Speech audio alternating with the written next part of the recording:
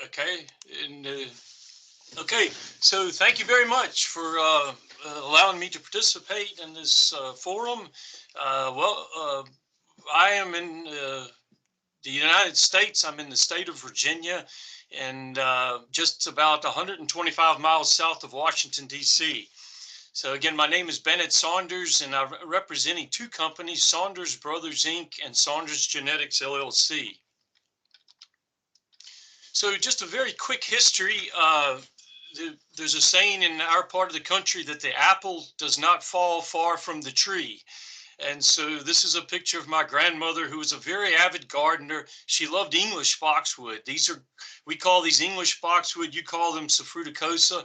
And she instilled in my dad the same love of horticulture and the same love of boxwood. This is a picture of my dad in his nursery in the early 1950s. He created quite a stir and had the neighbors to come by and look and to see what he was doing. But this is the most early picture that we have of our nursery. So we learned the trade very early also. I'm in the red shirt here, and I have two brothers in this picture. My dad has 7 sons. And so we were all part of the nursery. We worked and we learned how to propagate, we learned how to plant, and we learned how to grow boxwood from a very, very early age. So in our business today, there are 4 brothers who are active on a day-to-day basis in the business. This picture was actually taken probably 20 years ago. My dad, who is now 87, still comes to the office occasionally. But in addition to the nursery, we have about 160 acres of apples, peaches, pears, and cherries. This is a peach orchard. But we do not have the flat land like I have seen in Holland. We are in the mountains in Virginia. And so these are our greenhouses. We have about 100 acres of greenhouses, but in many places it's too steep to put the greenhouses. And but we also have, in addition to the 150 acres of greenhouses, 100 acres of greenhouses, we have about 150 acres of field-grown Buxus or boxwood. So you mentioned boxwood leaf miner. Boxwood leaf miner has been a terrible problem for us since the 1980s. The cultivars, the Semperviron cultivars that we grew prior to the 1980s were not as susceptible. But in the 80s and 90s, we had this terrible problem with boxwood leaf miner on most of the cultivars that we grew. And you can see the pimples on the leaves. I don't know if you can see my cursor, but the larva, there's 4 larvae here. And this is a very nasty insect to control. By far, the easiest way to control it is by using the neonicotinoids, which are taboo in the United States now. We still use them occasionally, but it's not looked upon very favorably. We were invited in June to come and to look at the White House Rose Garden, that they were going to renovate the Rose Garden at the White House. And when we went up there, the problem was not boxwood blight. It was not boxwood moth. The problem was boxwood leaf miner. And you can see these Semperviron plants on the right with the leaves are falling off. The leaves are dying and falling off. And the Justin Browers in the background are getting some discoloration because of the boxwood leaf miner. This is those same boxwood in Washington, D.C. at the White House. And this is a close-up photo of some of the issues that they were dealing with. Again, discoloration. You can see the dots where the adult has stung the leaf, and then this would lead later on to defoliation of the plant. In the early 2000s, we began research on boxwood leaf miner resistance. We hired a professor from the University of Florida who was retired. He helped us just part-time basis, but we did research trying to figure out which plants had the best leaf miner resistance. And then in 2011, boxwood blight was found in the United States. And when we heard about boxwood blight, we were very, very concerned. So, the sempervirens cultivars were still a large part of our production, and the other varieties that we were growing, we learned very quickly that many of them were very susceptible. And so out of necessity, we had to move very, very quickly to find cultivars that would work in the United States. So here I am with Didier, who we met in 2011. So we had collected hundreds of varieties of boxwood through the years, my dad and us, so we knew that from talking to other people that some of these plants had to have some resistance. Some of these were named cultivars. Many of these were cultivars given to us. Some of them were experimental, just numbered varieties. But we worked with Kelly Ivers in the yellow and white shirt in the middle, who was a professor at horticulture at NC State, to help us to get data on boxwood blight and which ones showed the most resistance. And so we very quickly, through her research, this is just one set of research that she did.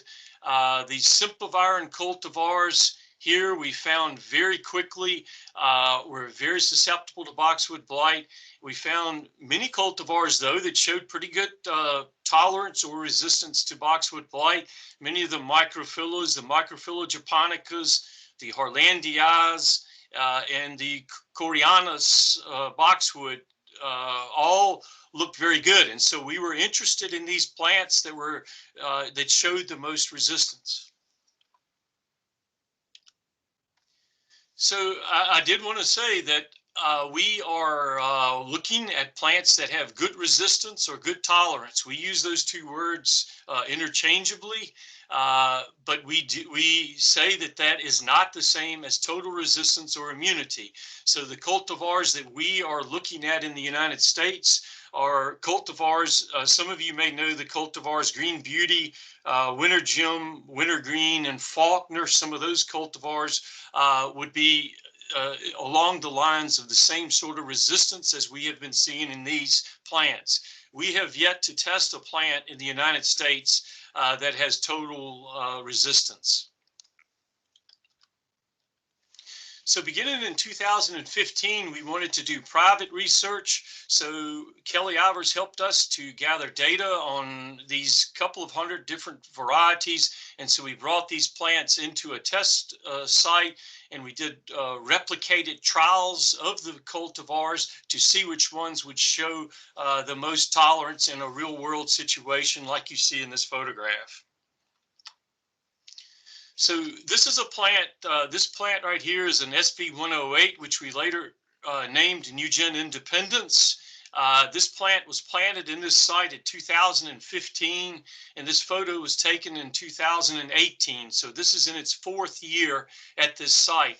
And I hope you can hear the video that I'm going to play here now. If you give me a thumbs up if you see, if it's get good volume. Hello, I'm Bennett Saunders, and I am here in our test planning where we're testing the susceptibility of different varieties of boxwood to boxwood blight. These plants were all planted in 2015. This is a test block. I have several smaller plants that were planted beside plants that already that were infested with blight. And as you can see, the source plant here is absolutely eaten up with blight. But then here beside me is an SB108. It just looks absolutely beautiful. As we know, there are no plants that are totally resistant to blight. And if I look very, very closely, I can see there's some black lesions, and we've lost some leaves right here. But again, considering the pressure that we have right here, this plant is just doing outstanding. It's really, in a landscape, would look great. And again, to look around and get an idea of the pressure, if you look behind me, there's blight. And going down the row here, there's multiple plants with blight. And even on to my right, I see blight all on these, just absolutely eaten up. So just tremendous pressure right here. And so right here in the middle of it, we have this SB108 showing almost no signs whatsoever. It's a plant that we're really excited about, that we think has a lot of potential. Thank you. Hello, I'm Bennett.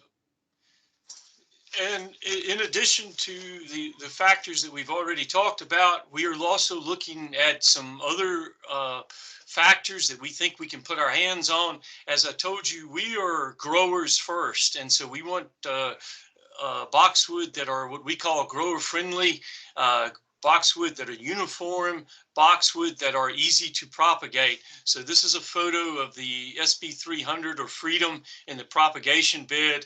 And this plant has to be one of the most grower friendly plants that we have ever grown.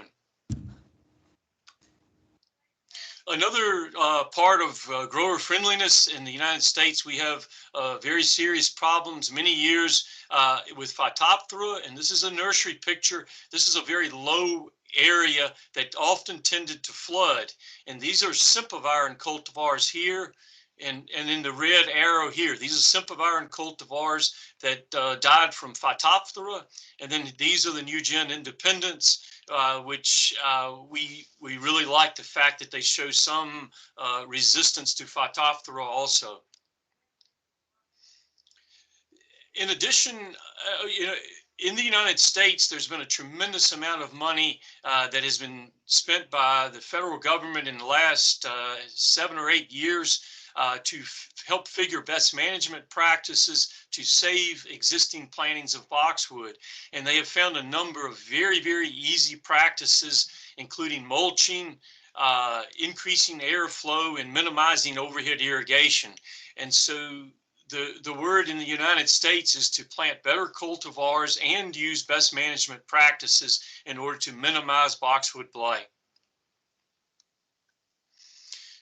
Chuan Hong, who is a researcher in Virginia Beach, did a study on mulching on boxwood. And in his study, he showed a 97% decrease in boxwood blight lesions by doing nothing but mulching. You can see how this plant is very nicely mulched. And again, that's a very easy way to slow down or to stop blight. So we, as I told you, we were growing a lot of cultivars that we did not like, that had problems with leaf miners, that had problems with boxwood blight susceptibility. And so we created NewGen boxwood. Again, we were growers, but we thought that we had some genetics that would really interest the industry. The first thing we look for, though, in a boxwood is nothing about insects and disease. It's what we call the wow factor. It's like you look at a plant and you see it and you say, wow, that is a cool looking plant. So that is very, very high, if not the number one thing we look at. We've already talked about good resistance to boxwood blight, good boxwood leaf miner resistance, and we've talked about grower friendliness. If the boxwood is not easy for the nurseries to grow, then we're wasting our time. This is NewGen Freedom, focusing on our two selections. NewGen Freedom is the one I told you, a very fast grower, very easy to grow. It grows so fast that you have to do a lot of pruning on it. So it does require regular pruning, but it's a cultivar that is, again, it just fills in space really, really quickly. And our second one is NewGen Independence. To me, this has more of a classic boxwood look. It's a slower grower. It has stronger branches. And this perhaps would be a Safruticosa replacement. This particular plant is in my front yard. It's been there for it's probably about 5 years old now. Just a really, really pretty plant. Very much a boxwood look to it. I see that, Europe is, continues to do the really tight hedges. This is a hedge in the United States, but we really don't see as much of this in the United States as I see in Europe. It has a lot of problems when you try to prune boxwood so tightly like these boxwood here are being pruned. This is much more typical of use of boxwood in the United States, where they're planted. Somebody might call this a pearl necklace look, where they're planted fairly close together, but they're not touching, and they grow for several years before they even touch. And you can see here the mulching, again, using best management practices and better cultivars, we think we can do fairly well. So moving on to the future, NewGen Boxwood is looking at cold hardiness. We're working right now with Mike Yanni, who is a breeder in Wisconsin. He is breeding plants for cold hardiness to USDA zones 4 or 5. And I looked that up, and that's to -34 to -29 Celsius. He's in a very cold climate, and he started doing his work in the 1980s. So we have some fairly mature plants to look at, and we're really excited about where we might go with this. And so the future for us is we're continuing to test many cultivars. This is our testing area. We're taking little baby steps at a time, learning more about boxwood, trying to figure out which ones would do the best into the many characteristics that we're looking for. For more information on our boxwood, go to www.newgenboxwood.com, or Van Vliet New Plants is carrying our boxwood in Europe, and I would encourage you to try a few and see how they do for you. And I want to close out with just a couple of photos. I told you we went to the White House this summer, and we had the opportunity to supply, our company did, all of the boxwood that were planted in the completely renovated rose garden in August of 2020. So these are some of the largest plants. That's my brother Jim and I standing on the south lawn of the White House. My dad is here in the center. He's now 87 years old. This was sort of the pinnacle of his career. He supplied boxwood to Jackie Kennedy Onassis, or Jackie Kennedy then, in 1962 for the Rose Garden. And here we are right near the Oval Office, and there's NewGen Independence right behind us. So these are the 4 brothers that are still active in the business with my dad. And this is an aerial photo of what we did there at the Rose Garden. It was an incredible experience to see that and be a part of that. Just an incredible experience. So thank you for including me. It's been a pleasure to be a part of this. So thank you very much. Thank you very much, Bennett. It was a good story you told us. Very interesting, and curious that you can plant in the White House. I'm asking the participants, are there any questions? If not, then